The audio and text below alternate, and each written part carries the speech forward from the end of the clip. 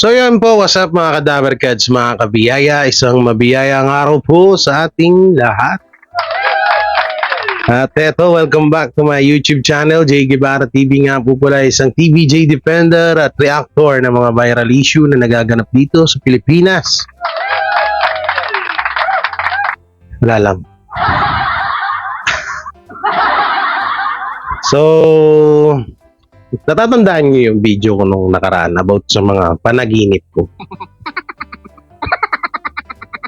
Ba't kaya ganun? Nagkakatotoo. Diba sinabi ko dun sa panaginip ko na nakausap ko yung isa sa mga dati, yung mga 90, ano bang 90s yung panaginip ko na yun? Mga 1980s ba yun? 1970, 1980 ata or 1989 ata, nakalimutan ko. Basta nasa mga ganong taon yung panaginip ko na yun. Na doon nga sinabi, nung nakausap ko doon na stop, or matagal nang nagtatrabaho doon sa Itbulaga ng mga panahon nandun pa ang TBJ sa GMA at kasama nasa ilalim pa sila ng production ng Tape INC, ay sinabi nga doon sa panaginip ko na ni minsan hindi niya nakita ang anino ni Halusos ng mga Halusos. So ngayon, eto na, bakit lumalabas? Ba't unti-unting lumalabas yung mga nasa panaginip ko? At syempre, bago natin panoorin yon, bago natin yan na reaksyonan ay syempre, huwag niyo pong kalimutan na mag-like, share, comment, and subscribe sa ating YouTube channel at pakipindot na lang din po yung bell button para lagi tayo updated sa ating mga video araw-araw. Eto, screen recorders natin na makikita nyo dyan sa ating screen, ha? Sa ating screen, ha? Eto, from LM Entertainment, yan, shoutout sa'yo, bro. Hawain ko sila by Chiki Holman. Chiki ba to? Chiki ba tamang basa dito? Oh, Chiki, Chikyu, Chiki, bala na. Oh, si Holman na lang para maganda. Si Chiki Holman po ay kauna-unahan po yung co-host na babae ng Tito Vic and Joey sa number 1 noontime show na Itbulaga nung mga panahon na nandun pa sila sa GMA, sa RPN 9, baka wala na nga siya dun sa GMA nung mga panahon na yun, no? Baka sa RPN 9 lang to or kaya sa ABS-CBN, no? So hindi ko na alam yan. May comment nyo na lang po dyan, mga Dabarkads. So ito, sabi niya, exclusive interview, Frontline Pilipinas Anchor Julius Babaw sa kanyang official YouTube channel. Maraming kinumpirma ni OG Dabarkads, Chiki Holman na si Joey De Leon talaga ang nakaisip at konsepto ng titulong Itbulaga. Nanlalabo mata ko, Dagdag pa niya si Mr. Tony Tubera ang nag-convince sa kanyang maging co-host ng programa dahil binigyan siya ng cake. Matatanda ang verbal lamang din ang naging kasunduan between TBJ and Mr. T noong ginawa nila ang noontime show sa RPN 9 noong 1979. Ako nga no 1979 nasa RPN 9 nga to, no. Hindi din umano niya nakita masyado si Romeo Halusos na sa programa na mangyari pa noon ng production specialist INC. Kaya narinig nyo, hindi niya halos nakikita si Romeo Halusos. Diba nandun niya sa panaginip ko?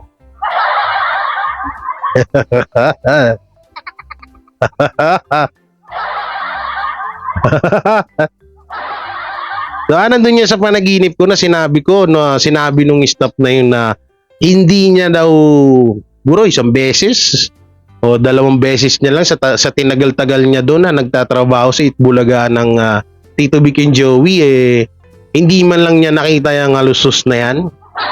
Sabi niya, ha? Oo, sa panaginip lang naman po yun. Pero di ko alam ba't nagkakatotoo ngayon. So ano nga ba itong video na to? So ito, may papanoorin tayong video na interview kay Miss Chiki Holman. Ito, minute. Full interview to, panoorin natin para mas maganda. Mas maganda. Tapos basahin natin yung mga komento ng mga tao dito, no? Okay, lapit natin ng konti. Okay. At i-play na natin yan. Baka maunahan pa tayo ng iba. So I did that. So sabi ko, minute with the boys. With the boys.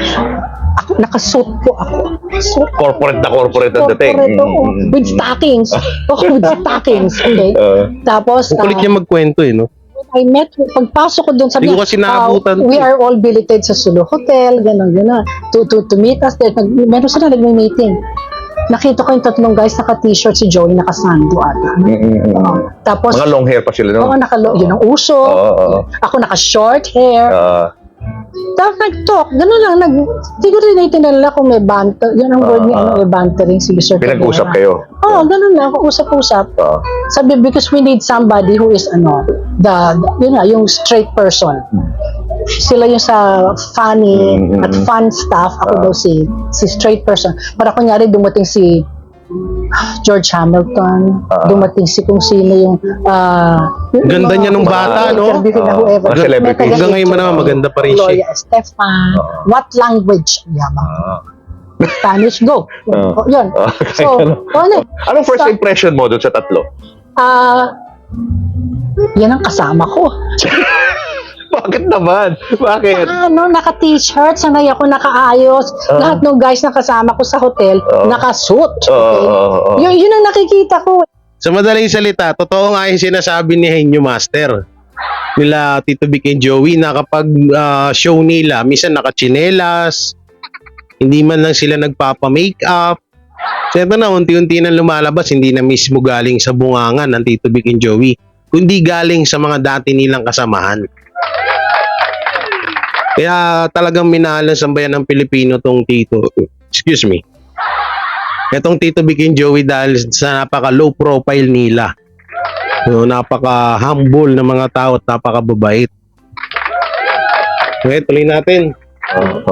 Pero I figured yun yung other side na naka-t-shirt naman talaga ang tao. Hindi nga lang yun yung nakikita ko.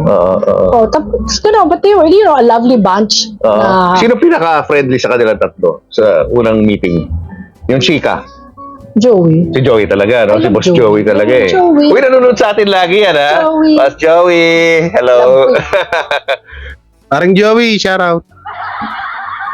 Baka naman, isang painting mo lang dyan na yung kahit na sabihin mo na hindi masyadong memorable sa'yo. Display ko lang dito. Oh. Baka naman, parang Joe. Kasi kahit napakalaking na sa akin may painting ako. Yan, painting ni Henyo Master Joey De Leon ang nag-iisang Henyo Master Joey De Leon. Diba? Baka naman. It's my candle. It's sponsored and waiting. Si Talaga Joey. naman. Oo. Siya lang in-invite ko. Ba't hindi mo in-invite yung iba? Hindi. Magtatrabaho sila. Sa trabaho, may ads. Oy, may ads na si ito ang true Okay. So, yun. Na-hire ka ba agad? Hindi, I know I wasn't the first choice. Sino ba ang mga ibang Ang mga pinagpilian? choice I think si Charo Santos. Hey, wow. Charo. Hello. Pero si Charo ata opted dun sa kanyang Kasi nanalo yata siya ng award, di ba? Sa isang pelikula. Pareho kami Baron Travel Girls. Nauna lang siya sa batch namin. Okay? Ang daming sa Baron, nagagaling ng mga girls. So, na-concentrate si Ma'am Charo sa movies? Sa movies. So, siya, tapos si Ella Del Rosario. Si Tomas was number 2. Uy, Ma'am Tessie. Number 4 ako. 4th preference ako.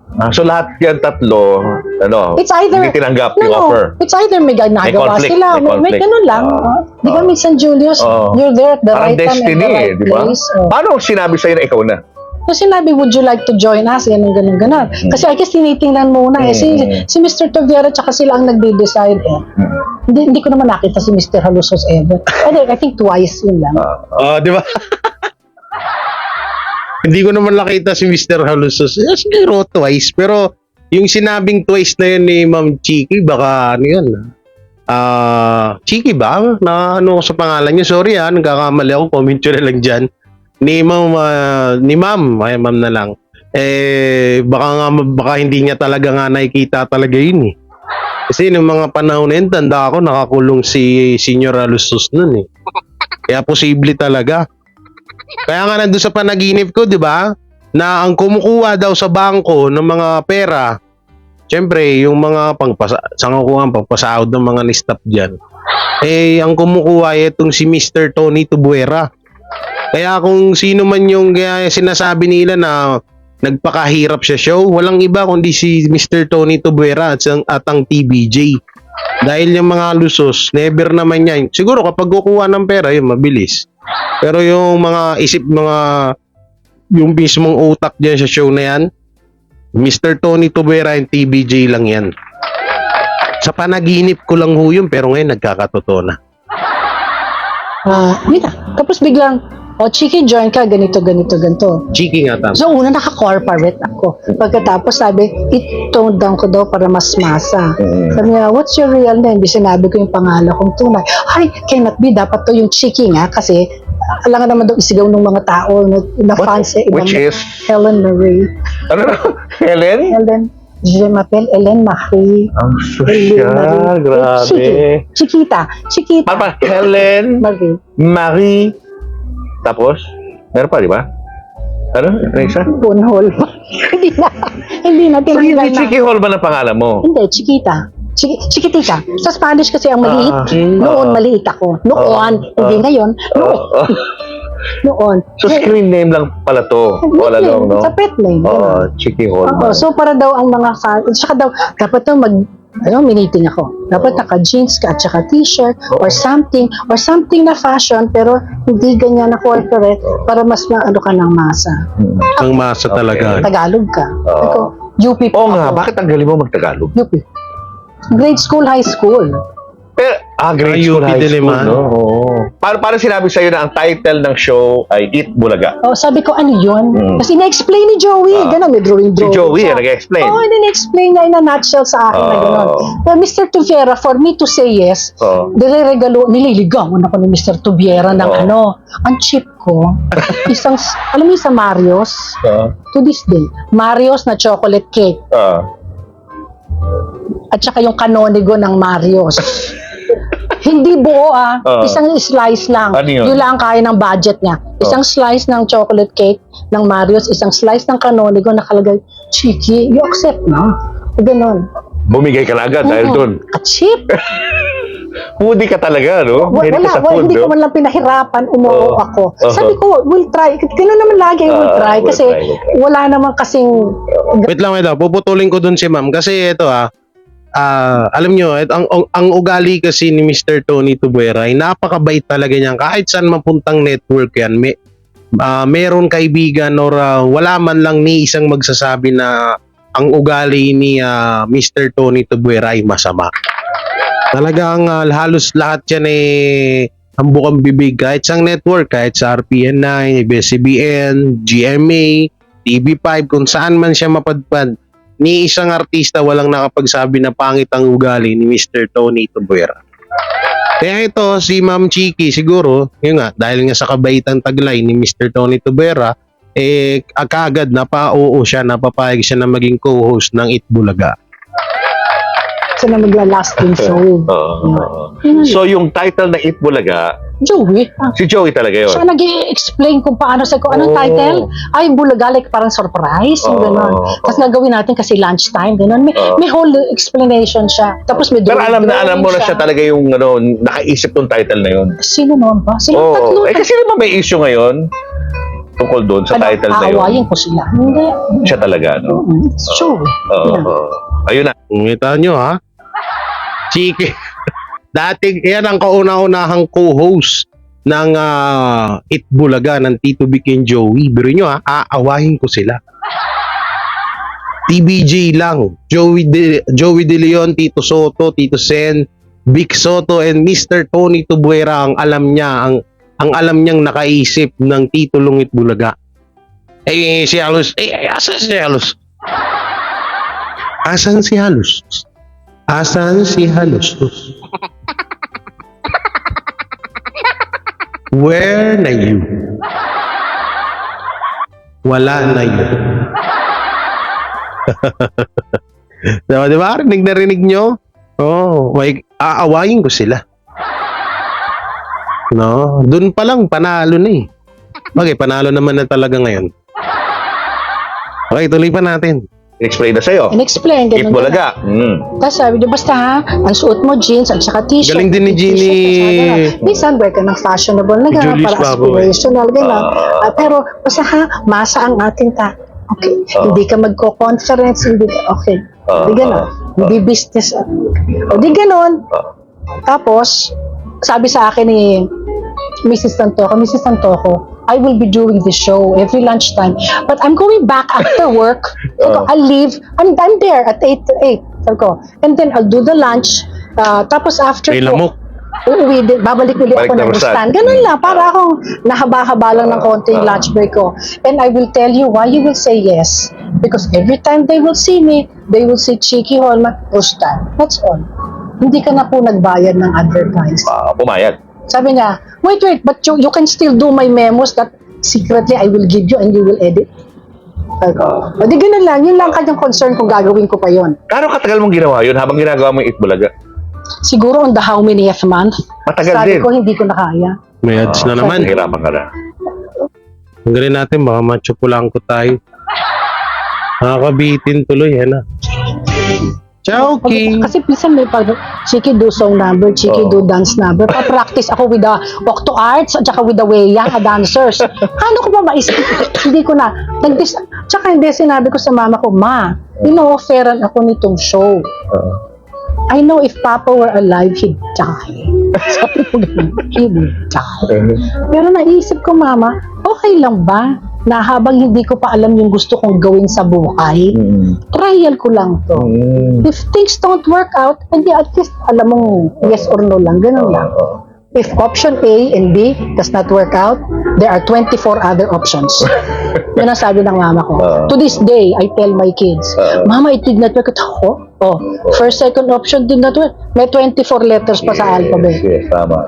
Ako, Ma, iba yun. Minsan, yung buhay mo gagawa, tas wala namang kwento. Ay, gagawan pala ng kwento para kunya. Eto, ano? Tingnan natin yung putulin na natin yung tawag dito.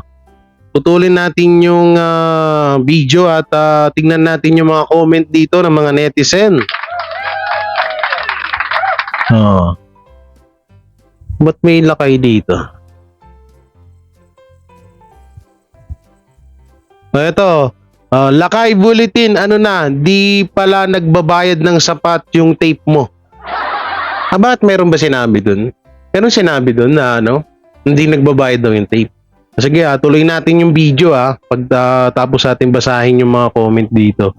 Ano kayo ngayon, Best Phil, Procnoy, Kapuso Alalins? So may utang na loob pa ba kaming lahat kay Halusos? Wala naman pala siya dyan. Joke mall din kayo eh. Joke mall talaga. Tapos ang laban, nagsalita na ang dating host. Tingnan nga natin, ba't yung walang mga masyadong comment? Okay, tingnan nga natin dun sa mismong sa mismong tawag dito nga 34 comment eh. Yan, eto na, nag-reply na si I think this was po na di pa kumukuha ang nasasabing noon time show. Kaya nararapat na sa tape INC ang show kasi sila ang naghirap na maitawid ito until now. Bobo rin eh. Bobo mo naman, lakay.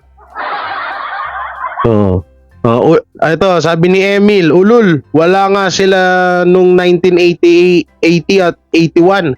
Tapos sasabi mo sila nagtawid. Di nga sila nagpapasahod ng tama yun ng mga empleyado, nagpapakahirap tapos yung Halusos kumikita ng milyon-milyon tapos sasabihin mo sila ang nagtawid. Nagpapakita ka ng kabubuhan mga vloggers ni President BBM. Patandamay na naman si BBM dito. Wala nang comment. Dito sila nagbakbakan. Naku, ano pala ang alam ng mga yan, mga defenders ng tape, kung di gumawa ng sariling istorya para lang may masabi ang Itbulaga sa tape. Di ba sila pagod? Siguro stress na sila. Samantalang ang TBJ, enjoy na enjoy lang sa buhay. Kawawang mga basher ng TBJ, nagmumukhang timang na lang, desperado na masyado ang mga ito. Ang kilala ko lang ay si Tony Tubuera. Sabi ni Argon Cleric. Dito naman, tingnan natin dito. Sabi ni Argon Cleric, sino si Alusos? Pero yun, pati kayo pati siya, pati yung mga viewers hindi kilala. Tingnan natin yung bangayan nila dito. Aha, kaya pala puro utang. This issue could be answered by Taypayansi, not me. O gago ka pala eh. Depender ka nila tapos hindi mo kailangan, hindi mo masasagot. Anong silbi mo bilang depender ka? Bubu. This question is Halusos answer is not me. Oh, thank you. This issue could be answered by Taypayansi, not me. Bobo. Ang bobo mo, Lakay. Nay, kahit mapanood mo to, Lakay, i-chat pa kita. Chat nga natin sila. Chinat ko dati to eh. Ano, haba ng conversation namin, no. Oh, yan, oh. Oh. Yan ang conversation namin yan ni Lakay. May video tayo dyan. Sabihin ko sa akin. Ang bobo. Ang bobo mo pala talaga. Depender ka ng tape. Tapos wala ka palang alam. Ob. Ob. Tanga. Tado ka. Send natin. Ano to? Maraming salamat sa pagsuporta sa administrasyong Mr. Marcos Jr. Para sa pinakahuling update sa ating gobyerno, bisitahin ng PBB. Ano to mo pigsasabi?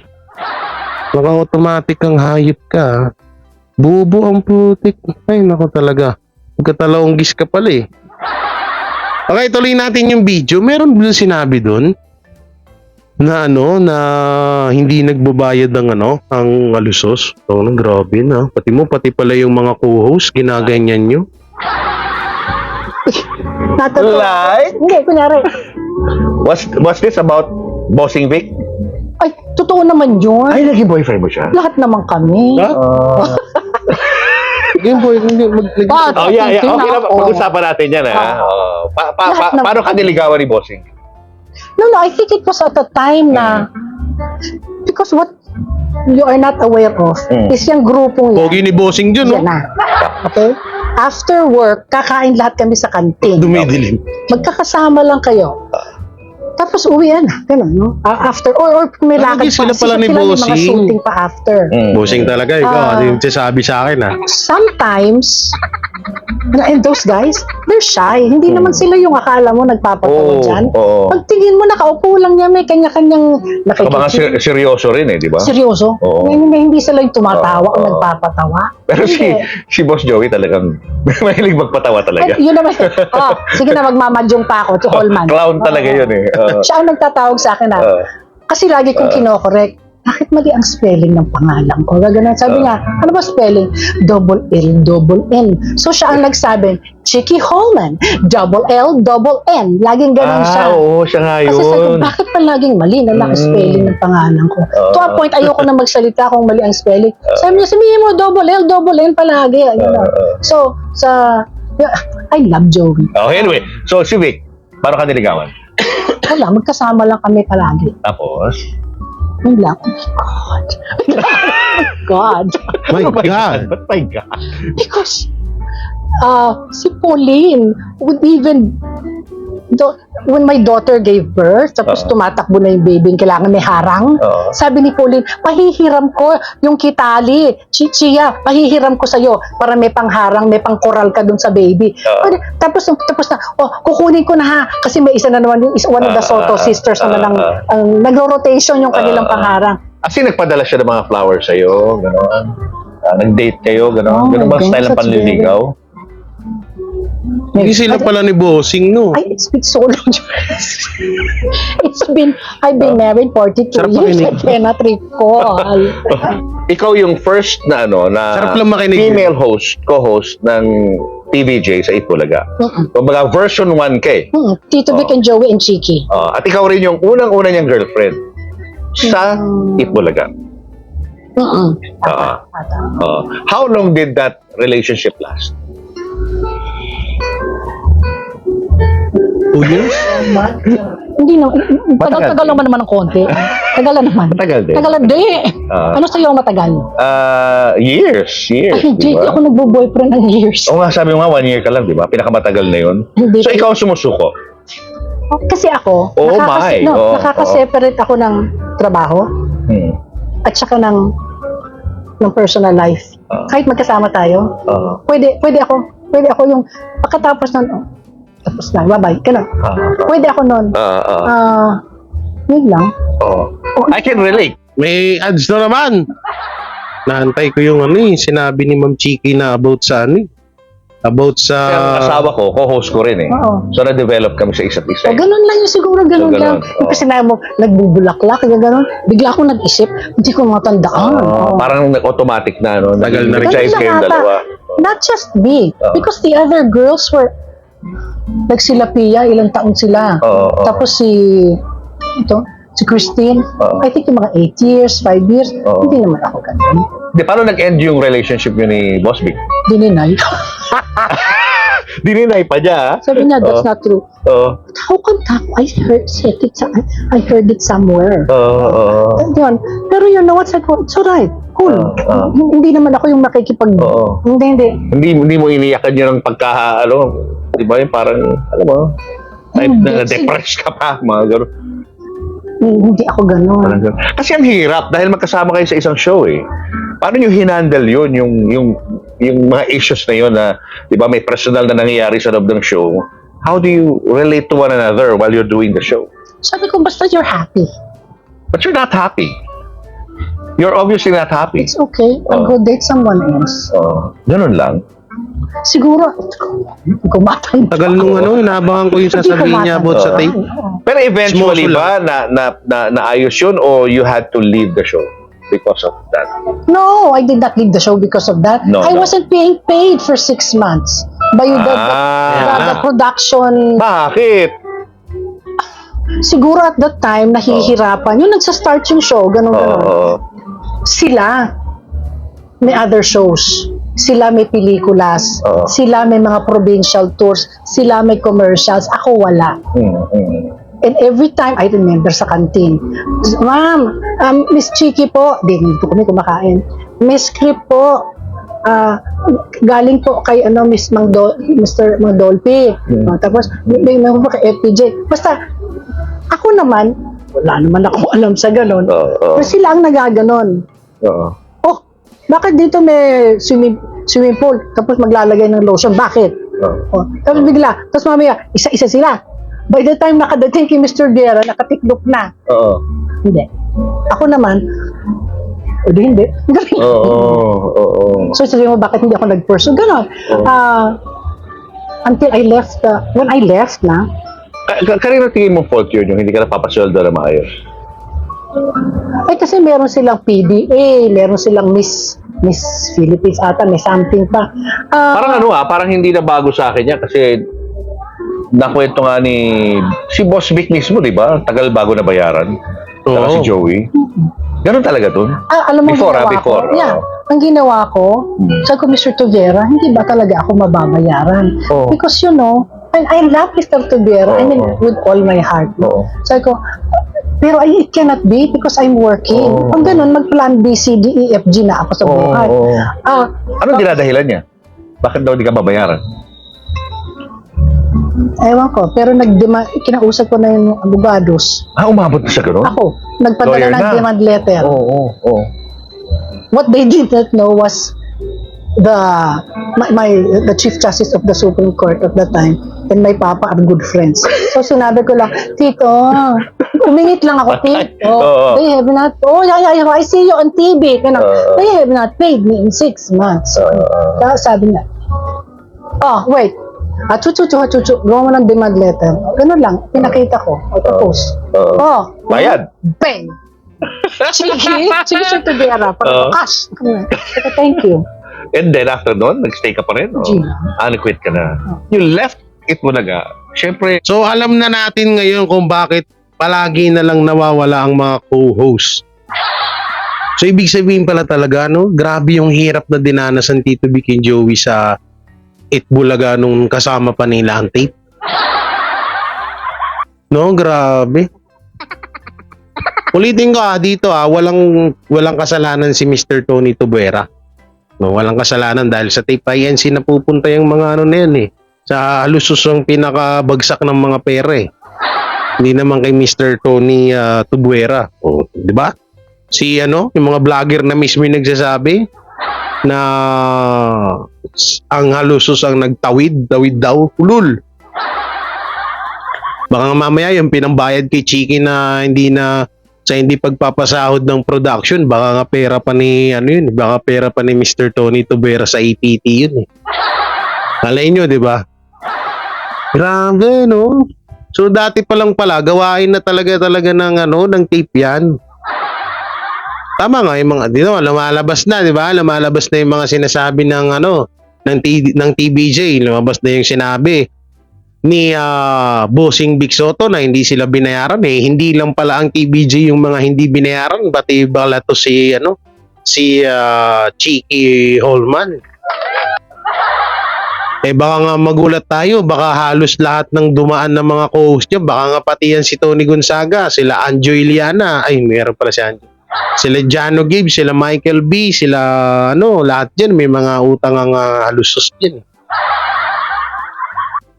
Grabe, no? Tingnan nyo hindi na ho ang TBJ ang naglalabas ng katibayan, kundi yung ibang tao na. Yung mga dati nilang naging kasamahan sa industriya ng noontime show. No, katulad niyan ni kauna-unahang co-host na si Chiki Holman.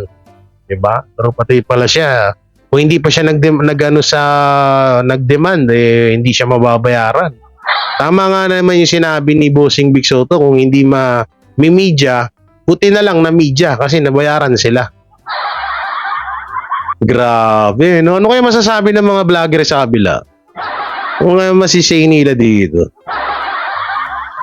So yung mga Dapper Gods, mga kabiyaya, ano masasabi nyo at magiging komento sa mga napag-usapan natin? Comment nyo lang po dyan sa baba. At syempre, don't forget to like, share, comment, and subscribe sa ating YouTube channel at pakipindot na lang din po yung bell button para lagi tayo updated sa ating mga video araw-araw. At syempre, huwag nyo rin kalimutan at maraming salamat sa pagsuporta sa ating #1 noontime show na Itbulaga ng Tito Vic and Joey sa TV5. At ayun, hanggang sa muli, Jay Guevara nga po pala. Ingat po kayo palagi. God bless and peace and bye-bye. Sila ang TBJ Defenders. Pagtatanggol ang katotohanan sa mga bashers. Tunay ang kanilang dala, katotohanan talaga. Ano mang sabihin nyo ay di yan sa kanila uubra. Mga salita nyo na di katotohanan. Sila ang patunay na merong katotohanan. Wala silang kinatatakutan, basta nasa tama kanilang paglalaban. Ang TBJ ay kanilang susuportahan. Sila ang defenders na laging nasa likuran. Jay Guevara, Jake Magnus, Chris Ulo, Tita Messi, sila ang nandyan.